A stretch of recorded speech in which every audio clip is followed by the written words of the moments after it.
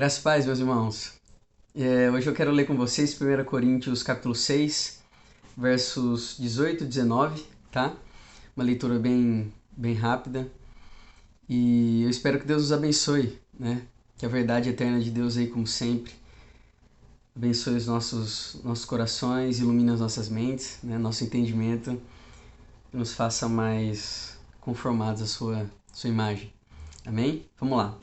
1 Coríntios, então, capítulo 6, versos 19 e 20. Diz assim a palavra de Deus: Acaso não sabeis que o vosso corpo é santuário do Espírito Santo, que está em vós, o qual tendes da parte de Deus, e que não sois de vós mesmos?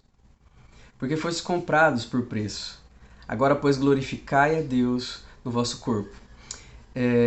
A gente vive hoje uma crise de moralidade, né? A gente tem assistido cada vez mais na nossa sociedade e na contemporaneidade um declínio muito grande da verdade. Os valores, o capital moral tem sido diluído, né? E está muito fragmentado em algo que é extremamente relativista, né? A gente perdeu aí as referências do que é certo, do que é errado. Tudo está muito entendido a partir daquilo que a gente chama de foro íntimo, né? Cada indivíduo tem o direito de escolher aquilo que ele quer acreditar, como ele quer viver, aquilo que ele julga ser certo e errado.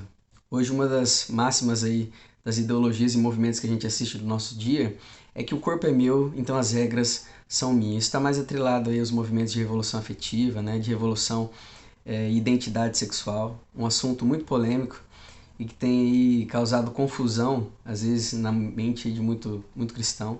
Uma confusão entre aquilo que se sente e aquilo que se entende a partir da sua própria natureza, quem você é, né, a sua própria identidade. Então tem uma série de questões aí que envolve esse assunto, mas que só revela uma coisa: como o homem, quando ele se distancia de Deus e resolve moldar a vida aos seus próprios prazeres, a vida sofre um declínio muito grande e se distancia do ideal. O problema é que a gente tem uma vida comprometida e a gente nunca consegue provar ela aí nos limites máximos de plenitude, porque não tem vida distante de Deus. A questão é que esse homem autônomo, independente, sem referências morais e sem princípios e valores, ele acaba tendo uma visão e um entendimento equivocado a respeito de quem ele é e o que é o seu corpo, tá? É basicamente sobre isso que eu quero falar. Paulo, quando ele vai escrever para os Coríntios, ele vai escrever duas cartas. Alguns teólogos vão dizer aí que as duas cartas são um apanhado aí de pequenos trechos, né, que Paulo tenha enviado aí para comunicar alguma coisa à igreja, e depois houve uma edição, um apanhado dessas cartas e fundiram elas e se transformaram em 1ª e 2ª Coríntios. Mas o que Paulo está fazendo é orientando essa igreja que estava sofrendo aí, passando por vários problemas, enfrentando várias dificuldades, cometendo erros e pecados muito graves. Aquilo que não era esperado de cristãos, né? Gente nascida de novo, pessoas regeneradas. Então essa igreja está precisando muito do conselho apostólico, da orientação, da exortação aí dos princípios de Deus, e o apóstolo Paulo vai enviar cartas para corrigir essa igreja. Um dos problemas que a igreja em Corinto estava enfrentando é exatamente a questão da imoralidade, a imoralidade sexual. E aqui é onde está o nosso contexto dessa passagem que a gente leu, tá bom? Paulo precisa corrigir isso. E ele vai falar aqui para nós a respeito do nosso corpo. É interessante a gente pensar isso, porque a gente vive hoje uma época onde o corpo tem sido quase que um objeto de culto, né?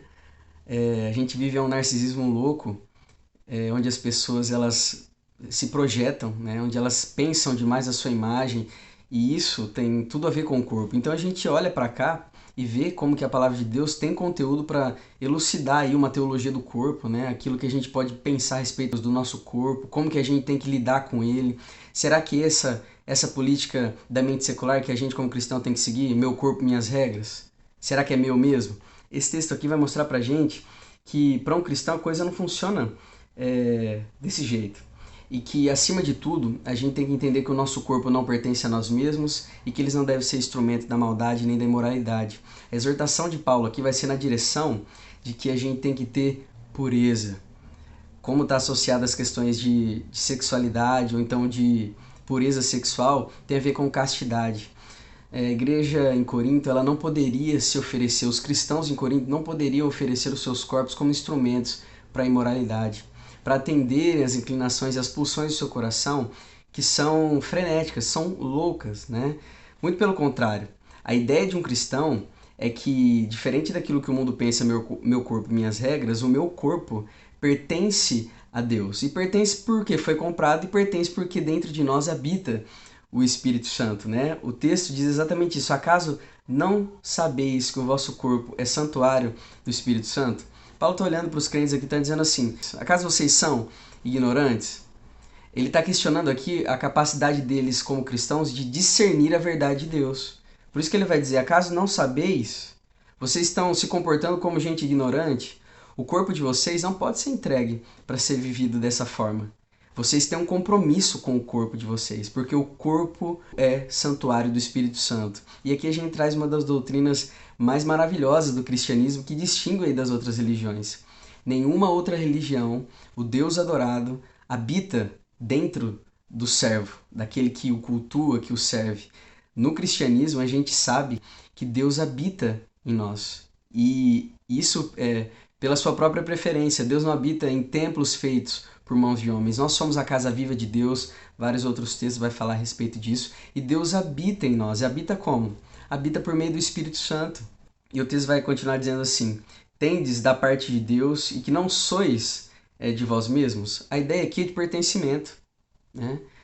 Essa falsa ilusão que o mundo tem de que ele pode fazer o que ele quer e quando ele quer, do jeito que ele quer consigo mesmo, não reflete nada que seja virtuoso, não tem nada a ver com empoderamento.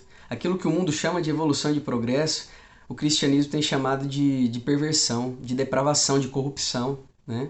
Eles estão querendo uma estrela para pendurar como se isso significasse, pendurar no peito como se isso significasse um avanço para a humanidade, mas todas as vezes que o mundo pensa que ganha e conquista, ele perde, né?